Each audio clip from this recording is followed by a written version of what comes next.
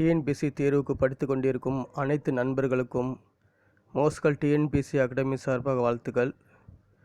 விடாமுயற்சி மட்டும் இருந்தால் டிஎன்பிஎஸ்சி தேர்வில் எளிதாக வெற்றி பெறலாம். நாம் இன்னைக்கு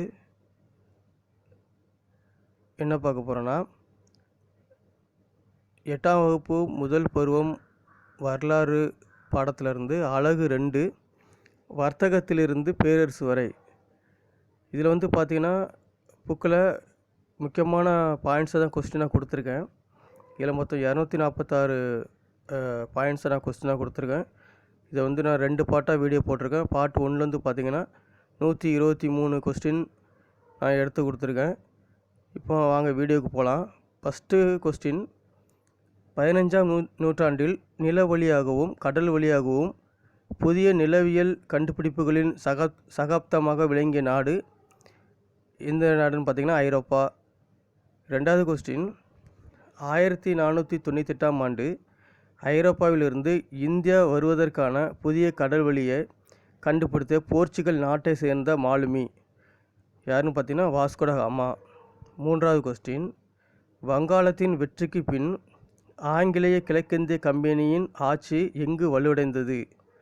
வங்காளத்தின் வெற்றிக்கு பின்னால், பிளாசி போருக்கு பின்னால் எங்கே ஆங்கிலேய கிழக்கிந்திய கம்பெனி வலுவடைந்தது பார்த்திங்கன்னா இந்தியாவில். 4வது கொஸ்டின், 1756இல் வங்காள நவாப் அலிவர்திகான் இறந்த பின்பு வங்காளத்தில் அரியணை ஏறிய அவரது பேரன் சிராஜ் உத் தௌலா.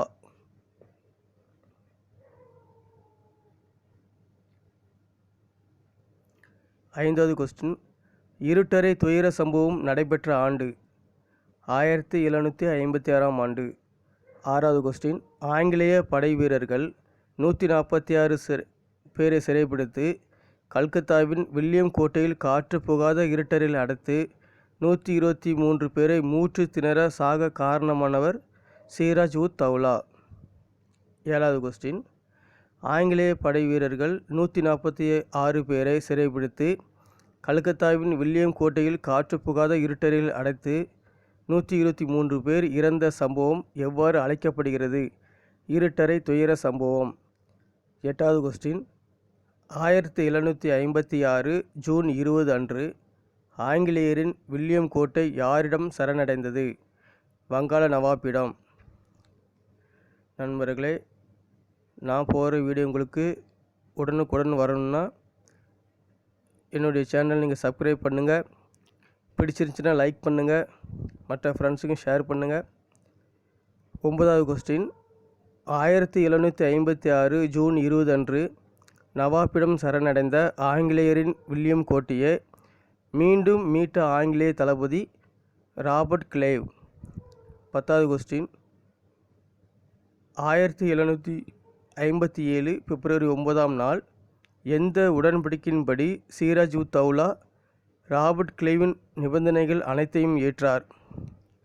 அலிநகர் உடன்படிக்கையின்படி. 11வது கொஸ்டின், 1757 மார்ச்சில் பிரெஞ்சு குடியேற்றமான சந்திரநாகூரை கைப்பற்றிய ஐரோப்பியர் ஆங்கிலேயர். 12வது கொஸ்டின், பிளாசி போர் எந்த ஆண்டு நடைபெற்றது? 1757 ஜூன் 23. 13வது கொஸ்டின், பிளாசி போர் யார் யாருக்கும் இடையில் நடைபெற்றது? சிராஜ் உத் தௌலா பிரெஞ்சு கூட்டணிக்கும் மற்றும் ஆங்கிலேய கிழக்கிந்திய கூட்டணிக்கும், இந்த 3 பேருக்கும் இடையில் தான் இந்த பிளாசி போர் நடைபெற்றது. 14வது கொஸ்டின், பிளாசி போரில் சிராஜ் உத் தௌலாவின் படைகளை தோற்கடித்த ஆங்கிலேய கிழக்கிந்திய கம்பெனியின் படைத்தளபதி ராபர்ட் கிளைவ்.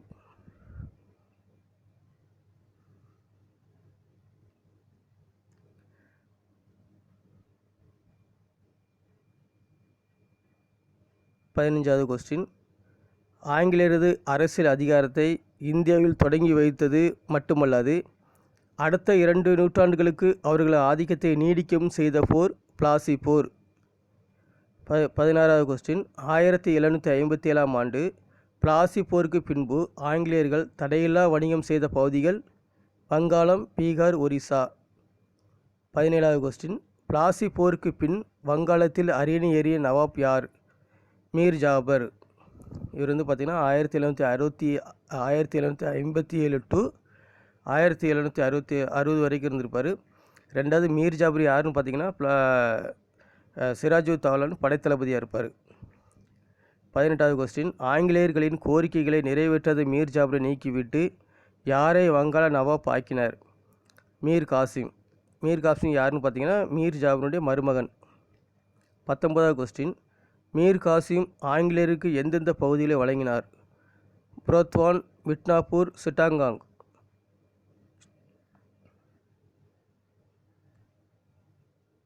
20வது கொஸ்டின், வங்காளத்தின் தலைநகரை முர்சிதாபாத்திலிருந்து மாங்கிற்கு மாற்றியவர் மீர் காசிம்.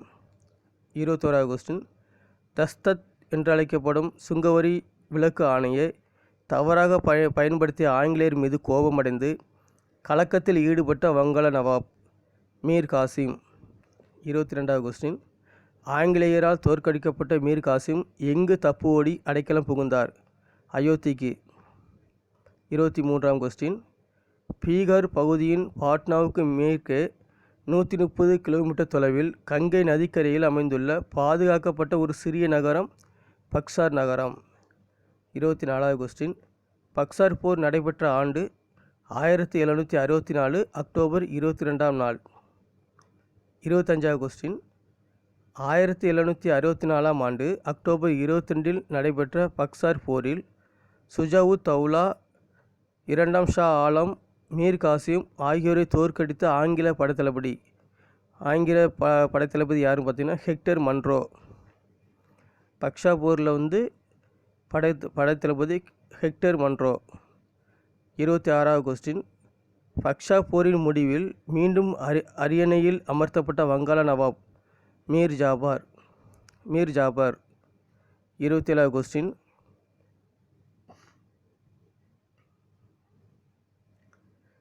மீர் ஜாபரின் இறப்புக்கு பின் வங்காள நவாப் அரியணை ஏறிய அவரது மகன் நிஜாமுத் தௌலா.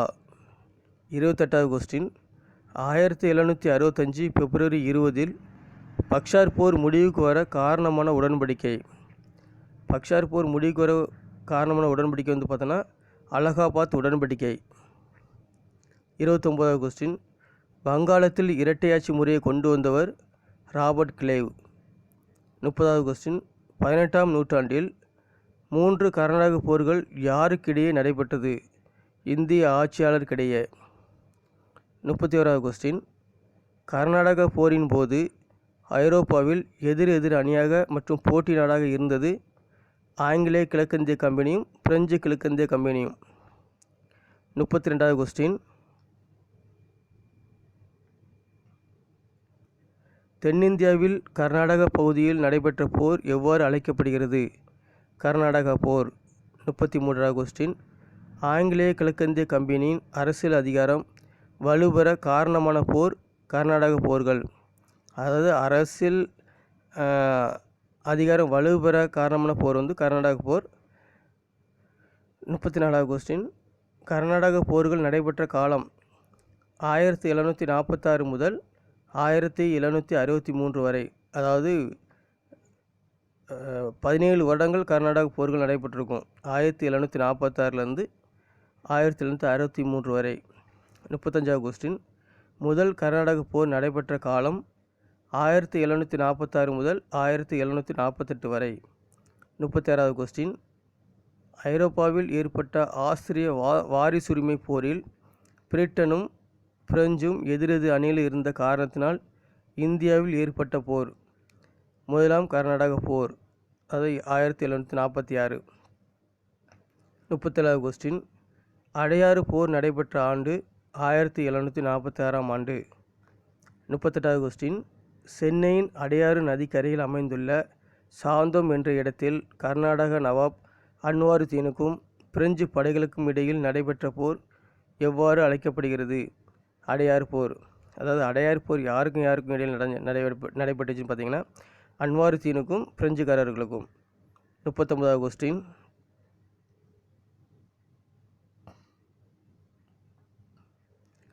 அடையாறு போரின் போது கர்நாடக நவாப் அன்வாருதீன் யாருடைய உதவியை நாடினார்? ஆங்கிலேயர் உதவியே. 40வது கொஸ்டின், மிக வலிமை வாய்ந்த நவாப் படையினை தோற்கடித்த மாபுஸ் கான் தலைமையிலான மிக சிறிய பிரெஞ்சு படைத்தளபதி கேப்டன் பாரடைஸ். 41வது கொஸ்டின், ஐலா சப்பெல் உடன்படிக்கை நடைபெற்ற ஆண்டு 1748ஆம் ஆண்டு. 42வது கொஸ்டின், ஐரோப்பாவில் நடைபெற்ற ஆஸ்திரிய வாரிசுரிமை போரின் முடிவில் ஏற்பட்ட ஐலா சப்பெல் உடன்படிக்கையின் மூலம் முடிவுக்கு வந்த போர் முதலாம் கர்நாடக போர்.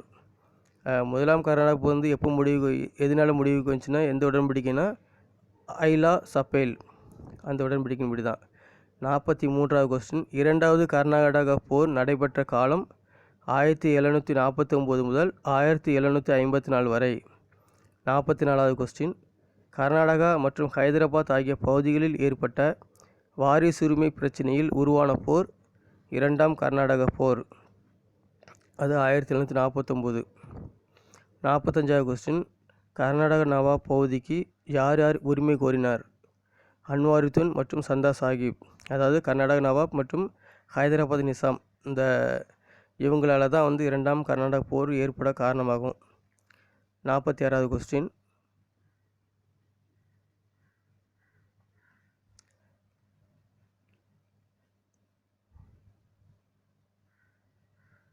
ஹைதராபாத் நிசாம் பதவிக்கு யார் யார் உரிமை கோரினார்? நாசிர் சங்குக்கும் முசாபர் சங்குக்கும். 47வது கொஸ்டின், கர்நாடகா நவாப் பதவிக்கு அன்வாருத்தீனுக்கு உதவி செய்தவர் ஆங்கிலேயர். 48வது கொஸ்டின், கர்நாடகா நவாப் பதவிக்கு சந்தா சாஹிப்புக்கு உதவி செய்தவர் பிரெஞ்சுக்காரர்கள். 49வது கொஸ்டின், ஹைதராபாத் நிசாம் பதவிக்கு நாசிர் சங்கும் உதவி செய்தவர் ஆங்கிலேயர். 50வது கொஸ்டின், ஹைதராபாத் நிசாம் பதவிக்கு முசாபர் சங்குக்கு உதவி செய்தவர் பிரெஞ்சுக்காரர்கள். 51வது கொஸ்டின், ஆம்பூர் போர் நடைபெற்ற ஆண்டு 1749ஆம் ஆண்டு. 52வது கொஸ்டின், 1749 ஆகஸ்ட் 3இல் ஆம்பூரில் நடைபெற்ற போரில் பிரெஞ்சு கவர்னர் டியூப்ளே, சந்தா சாஹிப், முசாபர் சங் ஆகியோரின் கூட்டு படைகளால் தோற்கடிக்கப்பட்டு கொல்லப்பட்ட கர்நாடகா நவாப் அன்வாருத்தீன். 53வது கொஸ்டின்,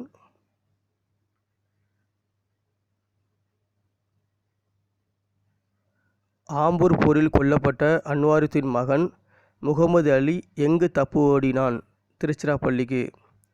54வது கொஸ்டின், சந்தா சாஹிப்பை கர்நாடக நவாப் ஆக்கிய பிரெஞ்சுக்காரர்களுக்கு பாண்டிச்சேரியை சுற்றியுள்ள எத்தனை கிராமங்களை வெகுமதியாக நவாப் வழங்கினார்?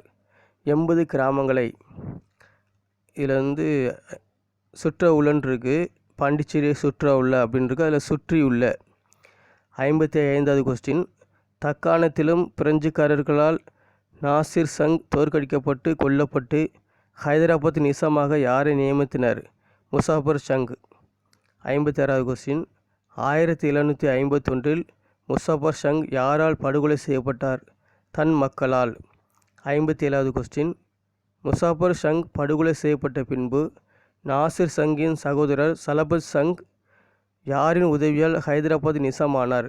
பிரெஞ்சு படை தளபதி புசின் உதவியால். 58வது கொஸ்டின், ஆற்காடு போர் நடைபெற்ற ஆண்டு 1751ஆம் ஆண்டு. 59வது கொஸ்டின், பிரெஞ்சு கவர்னர் டியூப்ளே அன்வாருத்தீன் மகன் முகமது அலி தஞ்சம் புகுந்த திருச்சி கோட்டையை முற்றுகையிட ஒரு படையை அனுப்பினார். இம்முயற்சியில் பிரெஞ்சு படைகளோடு இணைத்து கொண்ட கர்நாடக நவாப் சந்தா சாஹிப். 60வது கொஸ்டின், 200 ஆங்கில படைகள் 300 இந்திய படை வீரர்களுடன் ராபர்ட் கிளைவ் ஆற்காடை கைப்பற்றிய போது ஆங்கிலேய கவர்னராக இருந்தவர் சாண்டரஸ். 61வது கொஸ்டின், ஆரணி, காவேரிப்பாக்கம் ஆகிய இடங்களில் பிரெஞ்சு படைகளை தோற்கடிக்க ராபர்ட் கிளைவுக்கு உதவியவர் லாரன்ஸ். 62வது கொஸ்டின், ஆற்காடு போரில் திருச்சியில் கொலை செய்யப்பட்ட கர்நாடக நவாப் சந்தா சாஹிப். 63வது கொஸ்டின், சந்தா சாஹிப் கொலை செய்யப்பட்ட பின்பு அன்வாருத்தீன் மகன் முகமது அலி யாரின் உதவியுடன் ஆற்காடு நவாப் ஆனார்? ஆங்கிலேயரின் உதவியுடன். 64வது கொஸ்டின், எந்த போரின் தோல்வியால் பிரான்சு நாட்டு அரசாங்கம் கவர்னர் டூப்ளேவை பாரிஸுக்கு திரும்ப அழைத்தது? ஆற்காடு போரில். 65வது கொஸ்டின். பாண்டிச்சேரி உடன்படிக்கை நடைபெற்ற ஆண்டு 1755ஆம் ஆண்டு. 66வது கொஸ்டின். கவர்னர் டூப்ளேவை தொடர்ந்து பிரெஞ்சு ஆளுநராக பதவியேற்ற கோதையூ யாரிடம் பாண்டிச்சேரி உடன்படிக்கை செய்து கொண்டார்? ஆங்கிலேயரிடம். 67வது கொஸ்டின். மூன்றாம் கர்நாடக போர் நடைபெற்ற ஆண்டு 1756 முதல் 1763 வரை. 68வது கொஸ்டின். ஐரோப்பாவில் வெடித்த ஏழாண்டு போர் இந்தியாவில் எந்த போர் ஏற்பட வழிவகுத்தது? மூன்றாம் கர்நாடக போர். 69வது கொஸ்டின். மூன்றாம் கர்நாடக போரில் பிரெஞ்சு படைகளை வழிநடத்த பிரெஞ்சு அரசாங்கம் யாரை நியமித்தது? கவுண்ட் டி லாலி. 70வது கொஸ்டின். கர்நாடக பகுதியிலிருந்து ஆங்கிலேயரை விரட்ட தன்னுடன் இணையுமாறு புஷிக்கு யார் உத்தரவிட்டார்? கவுண்ட் டி லாலி. 71வது கொஸ்டின். வந்தவாசி போர் நடைபெற்ற ஆண்டு 1760ஆம் ஆண்டு. 72வது கொஸ்டின்.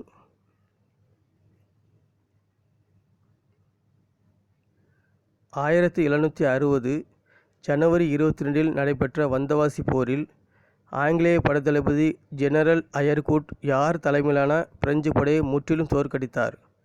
கவுண்ட் டி லாலி. 73வது கொஸ்டின். வந்தவாசி போருக்கு பின்பு ஓர் ஆண்டுக்குள் இந்தியாவிலிருந்த அனைத்து பிரெஞ்சு குடியேற்றங்களையும் இழக்க காரணமான யாரை பிரான்சு தன் நாட்டுக்கு திரும்ப அழைத்து சென்று சிறையிலிடப்பட்டு பின்பு தூக்கிலிடப்பட்டார்? கவுண்ட் டி லாலி. 74வது கொஸ்டின். பாரிஸ் உடன்படிக்கை நடைபெற்ற ஆண்டு 1763ஆம் ஆண்டு. 75வது கொஸ்டின்.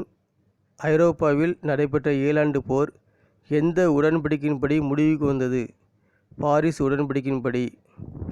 76வது கொஸ்டின்.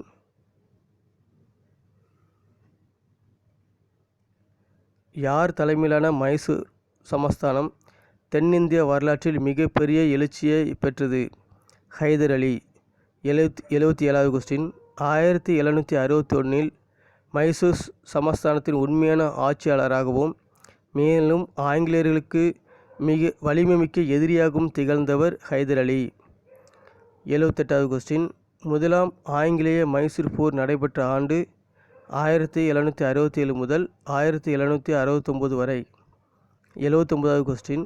ஹைதர் அலியின் வளர்ச்சி மற்றும் அவர் பிரெஞ்சுக்காரர்களிடம் கொண்டிருந்த நட்புறவு ஆகியன யாருடைய எதிர்ப்புக்கு காரணமாயின? ஆங்கிலேய கிழக்கிந்திய கம்பெனியின். 80வது கொஸ்டின். ஹைதர் அலிக்கு எதிராக முக்கூட்டினையை ஏற்படுத்தியவர்கள் மராத்தியர், ஹைதராபாத் நிசாம், ஆங்கிலேயர்கள். 81வது கொஸ்டின். 1767 ஹைதராபாத் நிசாம் ஆங்கிலேய படைத்தளபதி ஜோசப் ஸ்மித் உதவியுடன் மைசூர் மீது படையெடுத்தார். ஆனால் ஆங்கில படையை ஹைதர் அலி தோற்கடித்து எந்த பகுதியை கைப்பற்றினார்? மங்களூரை. 82வது கொஸ்டின்.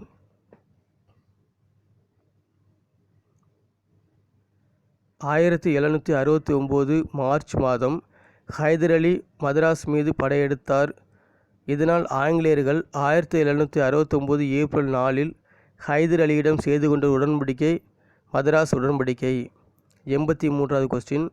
மதராஸ் உடன்படிக்கை நடைபெற்ற ஆண்டு 1769 ஏப்ரல் 4. 84வது கொஸ்டின். 1771 மராத்தியர்கள் ஹைதர் அலி மீது படையெடுத்த போது எந்த உடன்படிக்கையின்படி ஆங்கிலேயர்கள் ஹைதர் அலிக்கு உதவவில்லை? மதராஸ் உடன்படிக்கையின்படி. 85வது கொஸ்டின்.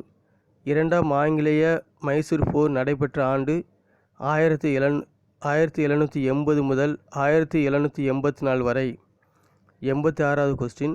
1781 ஆங்கில படைத்தளபதி சர் அயர்குட் ஹைதர் அலியை எந்த இடத்தில் தோற்கடித்தார்? பரங்கிப்பேட்டை, அதாவது போர்ட்டோ நோவா. 87வது கொஸ்டின். இரண்டாம் ஆங்கிலேய மைசூர் போரின் போது புற்றுநோயால் பாதிக்கப்பட்டு ஹைதர் அலி இறந்த ஆண்டு 1782ஆம் ஆண்டு. 88வது கொஸ்டின்.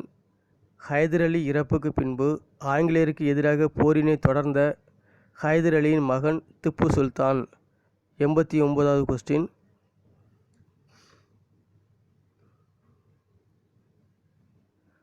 திப்பு சுல்தான் ஆங்கில படை தளபதியான பிரிகேடியர் மேத்யூ மற்றும் அவரது படை வீரர்களையும் கைது செய்த ஆண்டு 1783ஆம் ஆண்டு. 90வது கொஸ்டின். 1784 மார்ச் 7இல் ஆங்கிலேயருக்கும் திப்பு சுல்தானுக்கும் இடையே எந்த உடன்படிக்கை உருவானது? மங்களூர் உடன்படிக்கை. 91வது கொஸ்டின். மங்களூர் உடன்படிக்கை நடைபெற்ற ஆண்டு 1784ஆம் ஆண்டு. 92வது கொஸ்டின். இரண்டாம் ஆங்கிலேய மைசூர் போர் முடிவுக்கு வர காரணமான உடன்படிக்கை மங்களூர் உடன்படிக்கை. 93வது கொஸ்டின். மூன்றாம் ஆங்கிலேய மைசூர் போர்கள் நடைபெற்ற ஆண்டு 1790 முதல் 1792 வரை. 94வது கொஸ்டின்.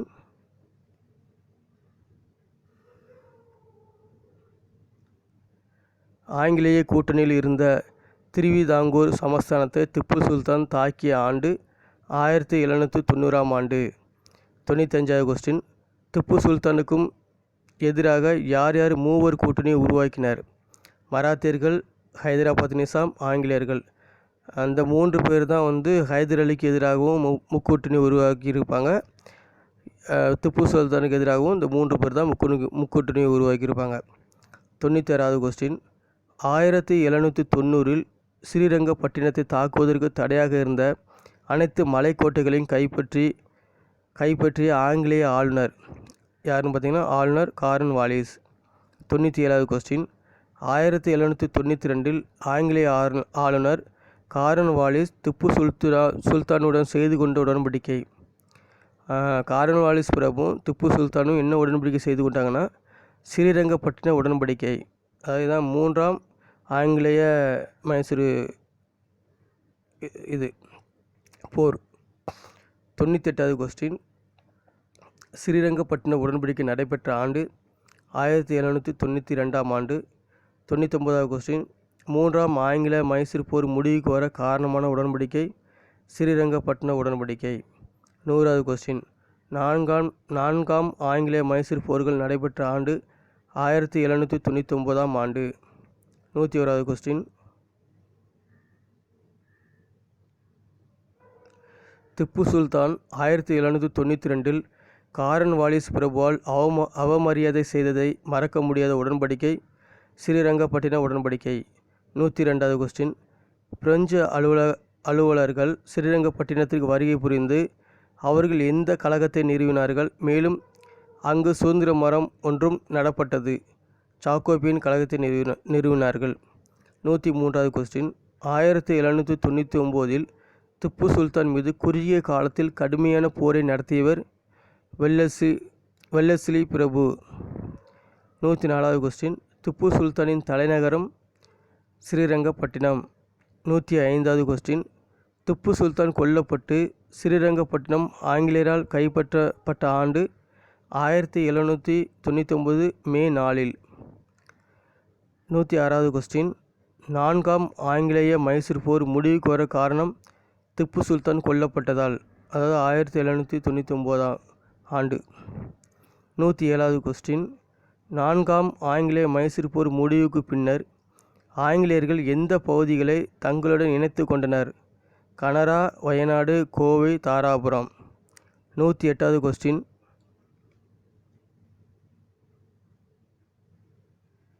நான்காம் ஆங்கிலேய மைசூர் போர் முடிவுக்கு பின்னர் மீண்டும் மைசூரில் அரியணை ஏறின இந்து உயர் குடும்பத்தை சேர்ந்தவர் மூன்றாம் கிருஷ்ணராஜா உடையார். 109வது கொஸ்டின். நான்காம் ஆங்கிலேய மைசூர் போர் முடிவுக்கு பின்னர் திப்பு சுல்தான் குடும்பத்தினர் எங்கு அனுப்பப்பட்டனர்? வேலூர் கோட்டைக்கு. 110வது கொஸ்டின். பேஷ்வா கிட்டத்தட்ட 5 சுதந்திரமான மாநிலங்களுக்கு வழிவகுத்தது. அவை: பூனாவில் பேஷ்வா, பரோடாவில் கெய்க்வாட், நாக்பூரில் போஸ்லே, இந்தூரில் ஹோல்கர், குவாலியரில் சிந்தியா. 111வது கொஸ்டின். பேஷ்வா அரசாங்கம் யாரால் பலவீனப்படுத்தப்பட்டது? உள்நாட்டு போட்டியாளர்களால். 112வது கொஸ்டின். முதலாம் ஆங்கிலேய மராட்டிய போர்கள் நடைபெற்ற ஆண்டு 1775 முதல் 1782 வரை. 113வது கொஸ்டின்.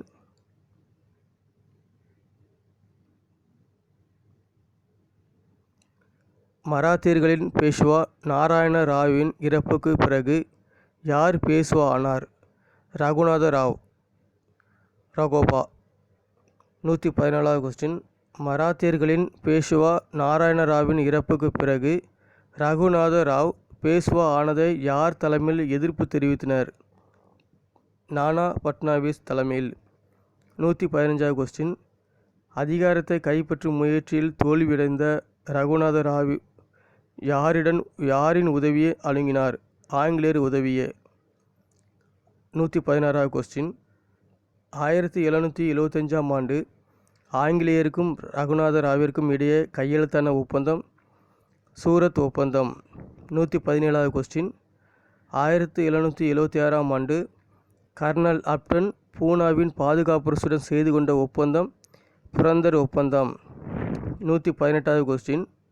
1781ஆம் ஆண்டில் வாரன் ஹேஸ்டிங் கேப்டன் பப்காமின் தலைமையின் கீழ் மராத்திய தலைவரான மகாதாஜி சிந்தியாவை போர்களில் தோற்கடித்து கைப்பற்றிய பகுதி குவாலியர். 119வது கொஸ்டின்.